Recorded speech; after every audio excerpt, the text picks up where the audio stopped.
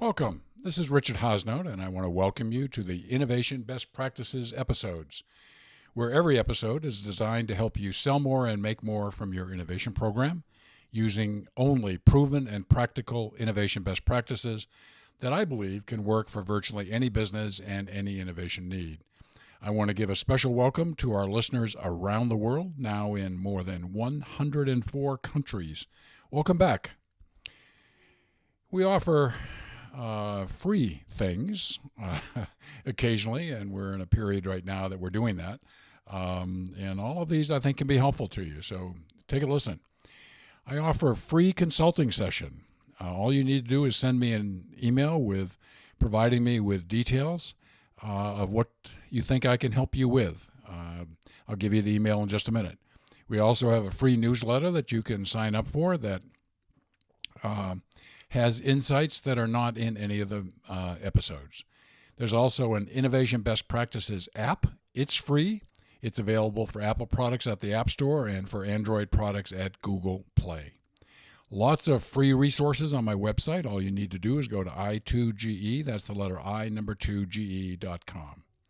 And if you want to contact me, just send an email to richard@i2ge.com. I look forward to hearing from you. Okay, this is a little bit of an unusual episode. Usually it's about innovation best practices. This is 10 proven ways to not innovate. Thought I'd take a different look at innovation, and this is from a Forbes article that I found rather interesting. Okay. As an overview, this is a list of situations and ways of thinking that can fundamentally harm your innovation efforts.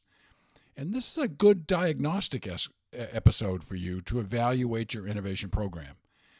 Now, the solutions to these things are not always easy, but solutions are needed to fix these situations and ways of thinking. So let's get into them. The first two concerns are, first of the two is stuck thinking. You're thinking about key dynamics that drive the business are a year or several years or several decades old. It's amazing how a fact from the past is today a myth that still guides important decision making. Regularly ask yourself, what has changed? I can't tell you how often this happens, and I've had a couple of previous episodes on case studies that you may remember that actually where Bain actually found some of these old facts that were now myths, and it fundamentally changed the ability of the company to innovate. The second one is we've always done it that way. This is one of the most common innovation killers. Someone suggests a new way of doing something that has a very strong basis, and people use this statement as an idea killer. I can't tell you how many times I've been in client meetings when somebody says this statement and they're trying to kill the idea. We'd never do something like that. We've always done it this way, not that way. I just listen to what's going on in your meetings. The next two concerns. Number 3 is playing not to lose. This is an attitude that can kill innovation. The fear is that if you go too big and too bold, that the chances for failure are high and no one wants to lose. Unfortunately, with this attitude, small ideas make it into the marketplace and die with a whimper. Next, customer disconnect. Instead of allowing the voice of the customer into every innovation step, people start seeing themselves as experts who don't need to pay attention to those pesky customers. Yes, those pesky customers. The next two, number 5, is the Lone Ranger approach. I've seen this before. Innovation is the first and foremost a team effort.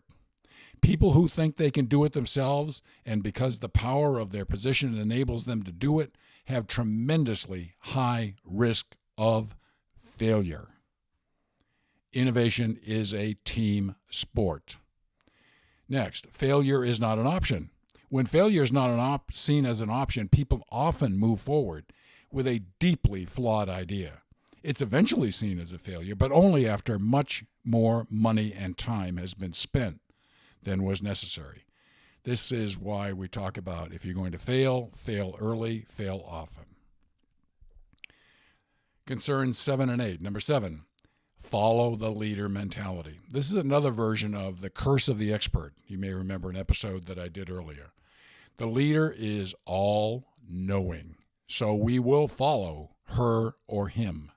Again, a diversity mentality tremendously increases innovation chances for success.